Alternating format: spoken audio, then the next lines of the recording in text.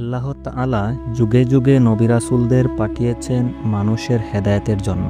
তাদের একজন ছিলেন নবী জাকারিয়া আলাইহিস সালাম। তিনি দিনরাত পরিশ্রম করে তার উম্মতদের সত্যের পথে ডাকতেন, কিন্তু তার উম্মতেরা ছিল অবাধ্য ও বিদ্রোহী। তারা জাকারিয়া আলাইহিস সালামকে জাদুকর বলে অপবাদ দিত, তাকে অপমান করত, এমনকি তার উপর নানা রকম নির্যাতন চালাতো। কথিত আছে জাকারিয়া আলাইহিস সালামকে তারা বারবার হত্যা করত, কিন্তু আল্লাহ তাআলা তার কুদরতে তাকে আবার জীবিত করতেন। প্রতিবারই তিনি আল্লাহর দ্বীন প্রচারের কাজে ফিরে আসতেন।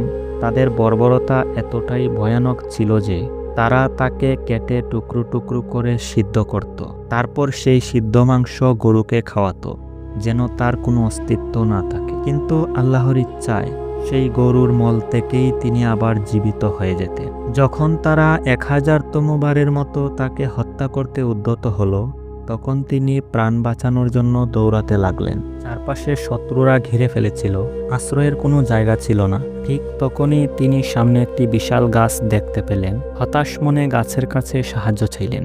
হে গাছ, আল্লাহর কসম, আমাকে আশ্রয় দাও। আল্লাহর কুদরতে গাছটি তার ভাষা বুঝে গেল এবং মুহূর্তেই মাঝখানে দ্বিখণ্ডিত হয়ে গেল। নবী জাকারিয়া আলাইহিস সালাম দ্রুত গাছের ভেতরে প্রবেশ করলেন, আর গাছ আবার আগের মতো জুড়ে গেল, যেন কিছুই ঘটেনি। কিন্তু কপালের লিখন কে বদলাতে পারে? শত্রুরা যখন চারপাশ খুঁজেও তাকে পেল না, তখন সন্দেহ করল, সে তো মহান জাদুকর, নিশ্চয়ই সে জাদুকরে গাছের ভেতরে লুকিয়ে আছে। ঠিক তখনই তাদের একজন লক্ষ্য করল নবী জাকারিয়া আলাইহিস সালাম এর জামার সামান্য একটি অংশ গাছের ফাঁক দিয়ে বেরিয়ে আছে। তারা বুঝে গেল তিনি গাছের ভেতরেই লুকিয়ে আছেন। তাহলে আমরা তাকে এখান থেকেই বের করে আনব। তারা দ্রুত করাত আনলো এবং উপর থেকে নিচের দিকে গাছ কাটা শুরু করলো। নবী জাকারিয়া আলাইহিস সালাম কিছুই বুঝতে পারলেন না।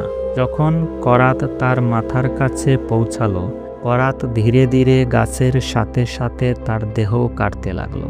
তখন তিনি প্রচণ্ড ব্যথায় কাতর হয়ে উঠলেন। কষ্ট এতটাই বেড়ে গেল যে তিনি আল্লাহর কাছে ফরিয়াদ জানালেন, হে আল্লাহ, আমাকে রক্ষা করুন। কিন্তু আল্লাহ তাআলা তখন তাকে স্মরণ করিয়ে দিলেন, হে জাকারিয়া, তুমি তো গাছের কাছে সাহায্য চেয়েছিলে, আমার কাছে চাওনি, তাই আমি তোমাকে সাহায্য করব না। তুমি গাছকেই বলো, সে যেন তোমাকে রক্ষা করে।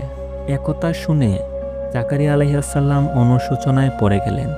তিনি বললেন, হে আল্লাহ, আমি আর কোনোদিন গাছের কাছে সাহায্য চাইব না, তবে আমাকে রক্ষা করো না, আমি মৃত্যুকে বরণ করে নেব।